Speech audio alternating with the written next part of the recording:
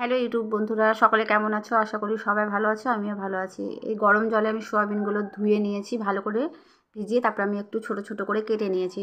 সোয়াবিনটা তো ভালো করে না ধুলে বুঝতেই পারছো একটু গন্ধ গন্ধ লাগে, হ্যাঁ, তার জন্য ভালো করে ধুয়ে নিয়ে ছোট ছোট করে টুকরো করে নিয়েছি।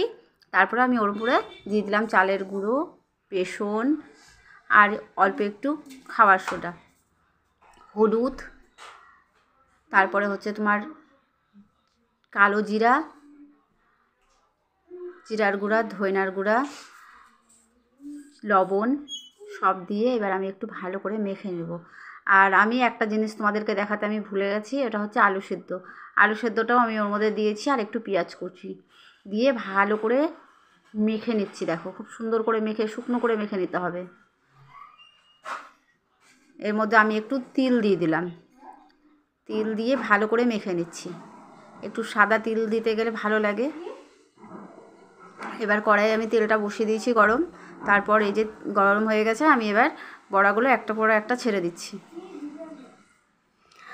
আর যারা যারা আমার ভিডিওটা দেখছো তারা লাইক, কমেন্ট, শেয়ার, সাবস্ক্রাইব করতে একদম ভুলবে না। আর তোমাদের সাপোর্টে আজকে আমার অনেকটা সাবস্ক্রাইব হয়ে গেছে, 7,000 পূর্ণ হয়ে গেছে।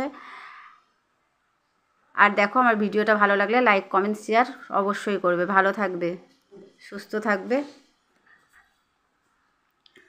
আর আমি এবার প্লেটে সস দিয়ে আমি সবাইকে দিয়ে দিচ্ছি। দেখো।